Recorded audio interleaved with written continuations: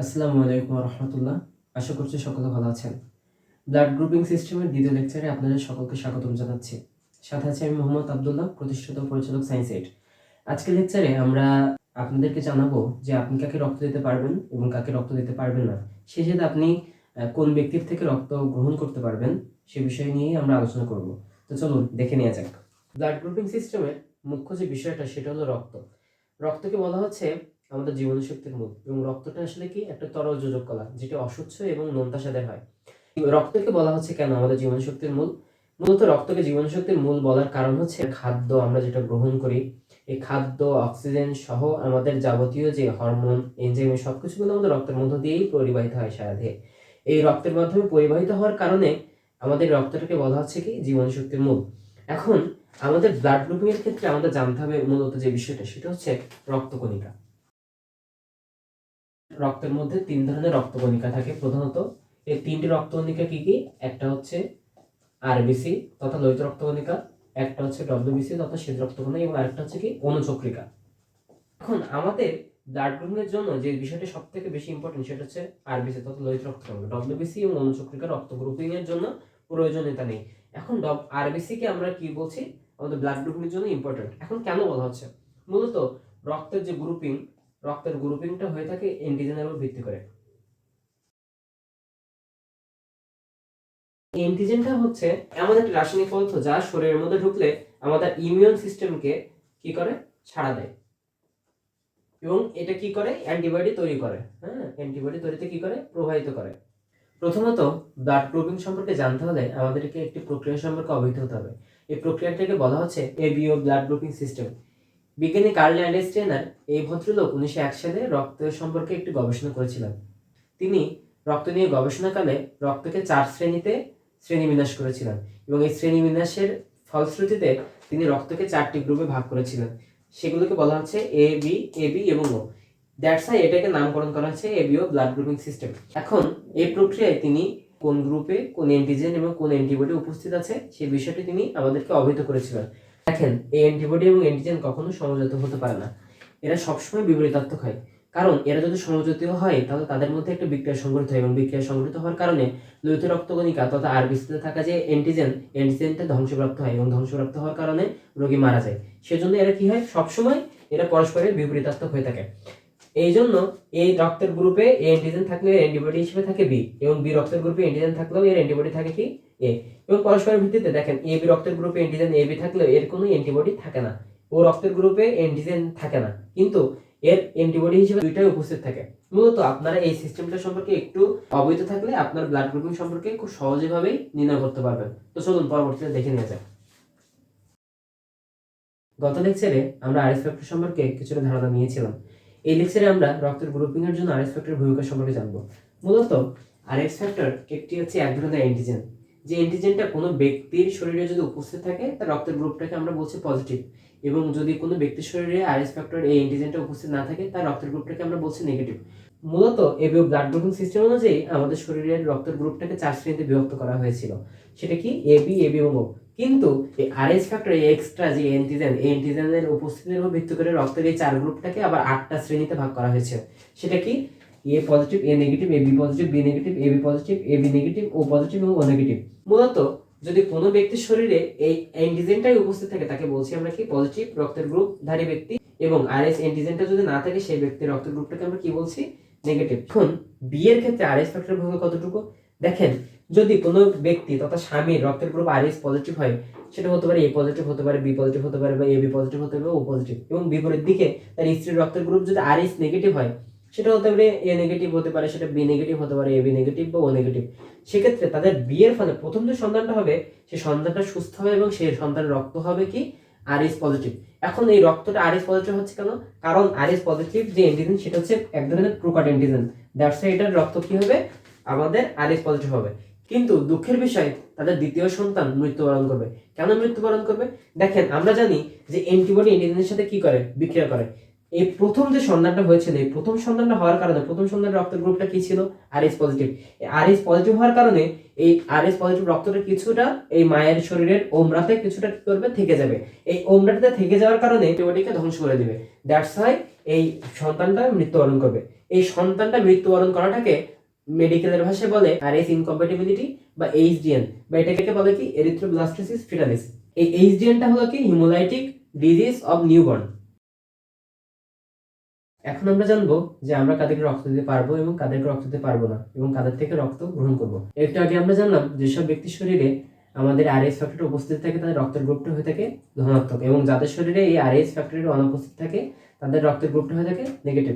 এখন আমাদের বোর্ডে আমরা একটা ছক এঁকে নিয়েছি। এখন এই ছকটা দেখে আমাদের অনেকের মনে হতে পারে বা ভয় করতে পারে, স্যার এই জিনিসটা কিভাবে মনে রাখবো, কি বিষয়।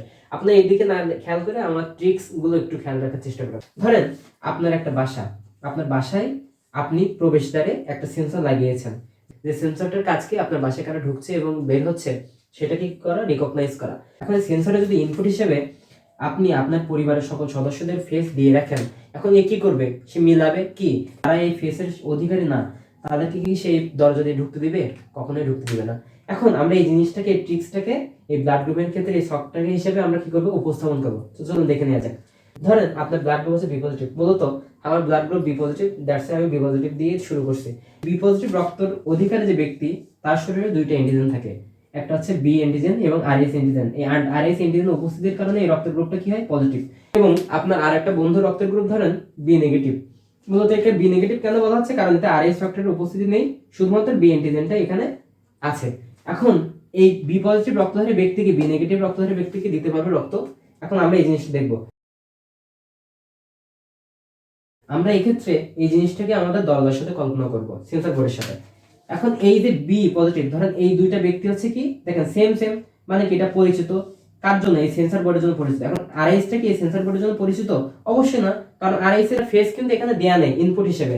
এখন দেখেন আপনি বি কে ঢুকতে দিচ্ছেন, আরএস টাকে কি ঢুকতে দিচ্ছেন, দিচ্ছেন না, কিন্তু আরএস টাকে আপনি আটকে দিচ্ছেন। তাহলে এই যে আটকে দেওয়ার কারণে আপনারা এটা দেখবেন যে আপনি উপর থেকে নিচে আসার ক্ষেত্রে সম্পূর্ণটা মুছে যাচ্ছে কিনা। যেহেতু এখানে সম্পূর্ণটা মুছে যাচ্ছে না, আরএসটা থাকতেছে, সেক্ষেত্রে আপনি এটা কি করতে পারবেন না, বি নেগেটিভ রক্তধারী ব্যক্তিকে কি করতে পারবেন না, রক্ত দিতে পারবেন না, কারণ কি আরএসটা তার জন্য কি অপরিচিত। ঠিক অন্যভাবে যদি আমরা দেখি, আবার ধরেন আপনার রক্তের গ্রুপ যদি হয় ও পজিটিভ, সেক্ষেত্রে আপনি কাকে রক্ত দিতে পারবেন এবং কাকে রক্ত দিতে পারবেন না। ও পজিটিভ রক্তের ক্ষেত্রে আমরা জানি যে এতে দুই ধরনের অ্যান্টিজেন পাওয়া যায়, ও অ্যান্টিজেন পাওয়া যায় এবং আরএস অ্যান্টিজেন পাওয়া যায়। মূলত আরএস অ্যান্টিজেনের উপস্থিতির কারণেই তো এটাকে পজিটিভ বলা হচ্ছে, তাই না। এখন আপনার মনে প্রশ্ন আসতে পারে, ধরেন আপনার বন্ধুর রক্তের গ্রুপ এবি নেগেটিভ, কারণ আপনি এবি নেগেটিভ রক্তধারী এই ব্যক্তিকে, আপনার বন্ধুকে আপনি কি রক্ত দিতে পারবেন কিনা। এখন এবি নেগেটিভ রক্তে কোন ধরনের অ্যান্টিজেন পাওয়া যায়, শুধুমাত্র এবি অ্যান্টিজেন পাওয়া যায়।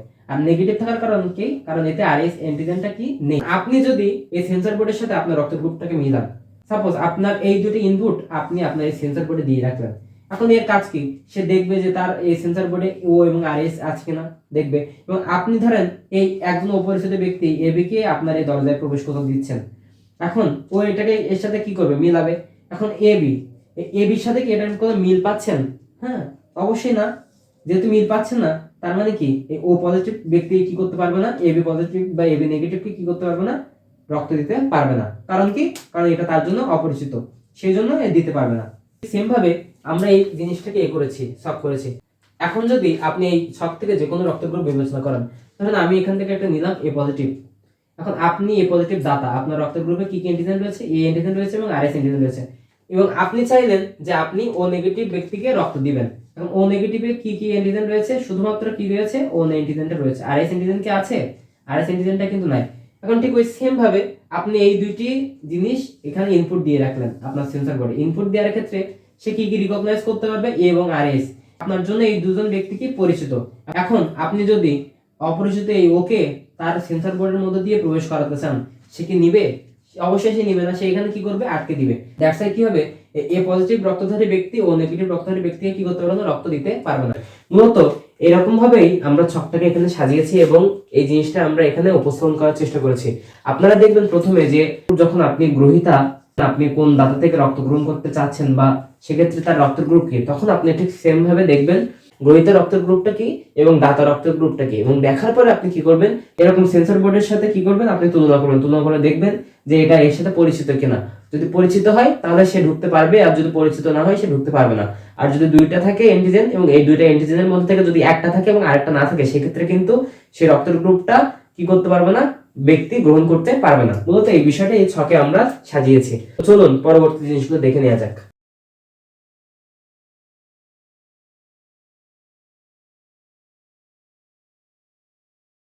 এখন আমরা ছোটবেলার 9-10 বই থেকে জেনে এসেছিলাম যে এ বি পজিটিভটাকে বলা হচ্ছে সর্বজনীন গ্রহীতা এবং ও নেগেটিভটাকে বলা হচ্ছে কি সর্বজনীন দাতা। এখন কেন বলা হচ্ছে দেখেন, মূলত A B O blood grouping system অনুযায়ী ওকে বলা হচ্ছিল সর্বজনীন দাতা গ্রুপ,